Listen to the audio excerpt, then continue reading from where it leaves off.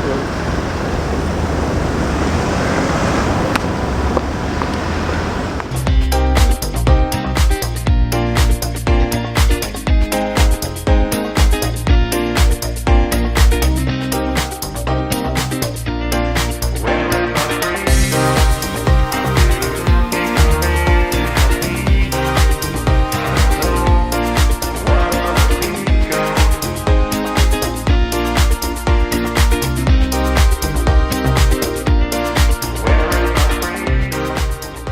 저희는 어려인 면허 취소법을 결사 반대합니다. 이른바 어려법 개정안입니다. 이건 쓰레기를 넘어 미친 법입니다. 면허 취소 위협으로 먼저 의사, 치과의사, 한의사, 조산사, 간호사 등 어려인을 권력의 노예로 만든 후 오래지 않아 모든 국민을 권력의 노예로 만드는 파쇼 악법입니다.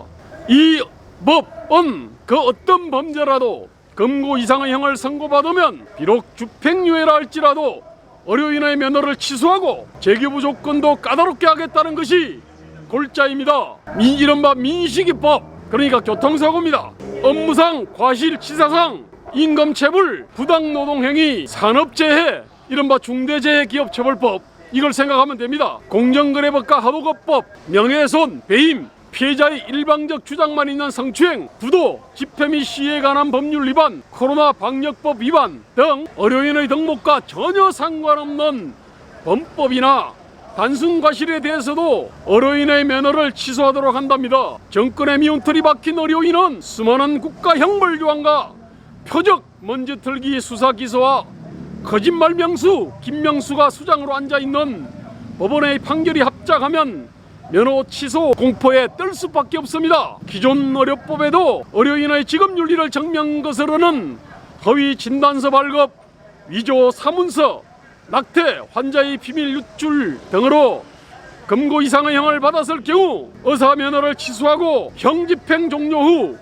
일정 시간이 경과한 뒤에 면허를 재교부도 받을 수 있게 하는 조항이 있습니다. 이는 세계 보편적인 규정으로 알려져 있기에 어려인들도 반대하지 않았습니다. 살인, 강도 등 중대한 파렴치 범죄도 면허 취소 요건에 추가하자고 해도 반대하지 않았습니다. 그런데 그 어떤 범죄라도 금고 이상의 형을 선고받으면 면허를 취소한다는 몰상식한 법은 어려인이 아니더라도 보편상식과 양식의 명령에 따라 결사 반대하지 않을 수 없습니다. 금고형은 별거 아닙니다. 강제노역을 시키지 않으면서 교도소에 감금하는 형으로 구류보다 세고 징역보다 약한 형입니다. 변화무쌍한 실무를 다루는 기능에 해당하는 어려인의 면허를 이렇게 쉽게 박탈하는 것이 정당화된다면 그보다 더 높은 윤리도덕과 바른 사상이념을 요구하는 공무원,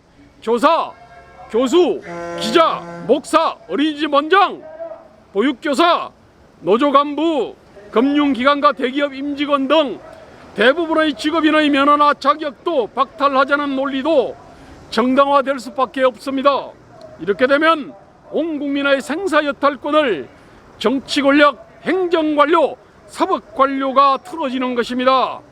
온 국민이 언제라도 목이 비틀릴 수 있는 양계장 닭이 되는 것입니다. 세계에서 유례를 찾기 힘든 행벌국가였던 이시조선의 유산을 제대로 청산하지 못한 대한민국은 그 어떤 나라보다 행정관료와 사법관료가 개인과 기업을 쥐락펴락하게 하는 국가형벌조항이 많습니다. 단적으로 2019년 11월 13일 한국경제연구원이 경제 관련 법령 285개를 전수조사한 결과 경제 관련 형사처벌 항목은 2657개로 20년 전인 1999년보다 무려 42% 증가했습니다. 형사처벌 항목의 83%는 범죄를 저지른 직원뿐 아니라 법인과 대표이사가 함께 처벌받도록 되어 있고 처벌 조항의 89%는 인신구속형이 들어있었습니다. 설상가상으로 대한민국에는 도덕적 이상을 법조문에 박으면서 지키기 힘들거나 애매모호한 법령이 너무나 많습니다. 법 해석과 집행도 공평무사하지 않습니다. 특히 문정권 치하에서 변화무쌍한 실무를 다루는 가치 생산자, 일종의 군인이나 무인입니다. 이런 분들, 즉 기업인, 의사,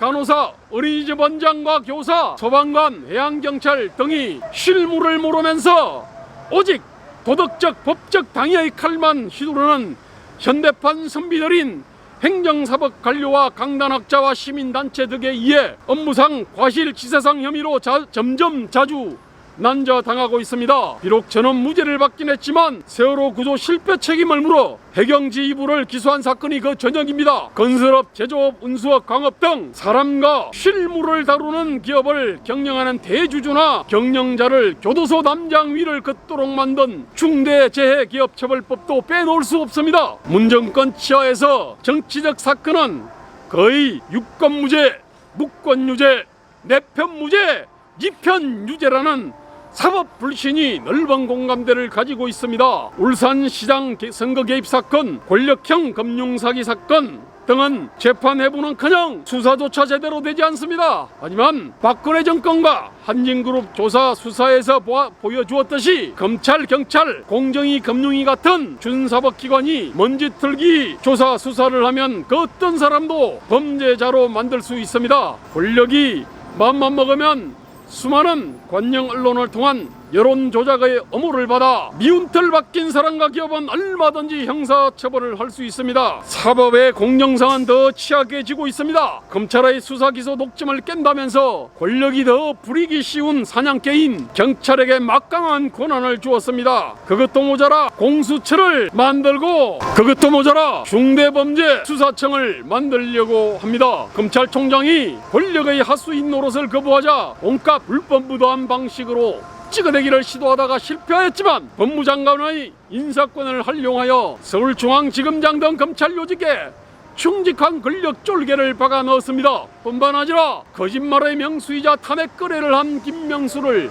대법원장으로 앉히고 법원 행정처 요직에 역시 권력 쫄개 성향이 농후한 자들을 박아 넣었습니다. 한국에서 의료기관은 의사 등 의료인만이 개설할 수 있기에 의료인에 대한 면허 취소는 곧 수십 수백 명의 의료기관 종사자들의 생존권 박탈로 이어집니다. 죄와 벌의 형평이 정의의 요체인데 이 법은 민식이법처럼 엄청난 과잉 처벌입니다. 이 점을 노려 의료인의 사소한 범법을 찾아내어 궁박한 처제의 의료인으로부터 사익을 편취하려는 사람들이 우후죽순 출현하게 되어 있습니다. 과잉 형사범죄화와 과잉 처벌 혹은 과소처벌은 고소고발 남발, 위정, 무고, 사기 같은 범죄를 양산하게 되어 있습니다. 2017년 기준 한국과 일본의 범죄 통계를 비교해보면 위정은 1930건대 8건, 무려 240배입니다. 무고는 100배입니다. 사기는 5배입니다. 쟁송에 휘말리는 의료인들은 변호사들에게 엄청난 먹거리를 제공해 줄 것입니다. 그러므로 이 희대의 약법은 온 나라를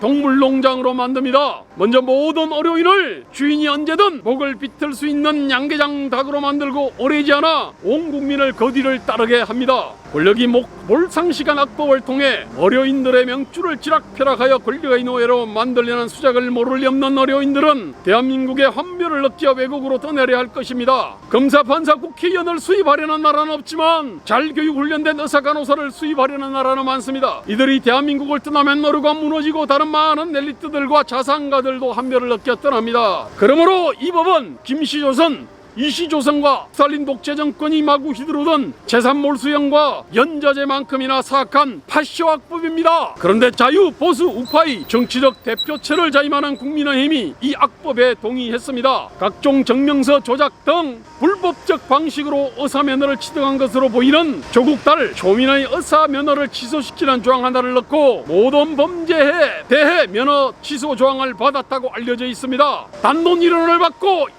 무려 1억 원을 내준 정말로 어리석은 거래가 아닐 수 없습니다. 문제는 이런 어리석은 거래 내지 합의가 한두 번이 아니라는 사실입니다. 기업규제 3법, 노조 3법, 중대재해 기업처벌법, 합의 통과 등 10손가락으로 헤아리기 힘듭니다. 바로 그렇기 때문에 개혁 개혁자유연합은 국민의힘의 민주당 이중대 정치, 자유보수 우파와 보편상식 양심 배신 정치가 이 악법의 산파라고 단언합니다. 개혁자유연합은 의료인 민원 취소법을 결사저지할 것입니다. 이 시대의 악법 저지에 공감하는 제정당 사회단체와 의료인협회 연대투쟁을 위해 범국민 공동투쟁기구 구성을 제안합니다. 2021년 2월 24일 개혁자유연합 창당준비위원회 서울시당 위원장 김대호입니다. 감사합니다.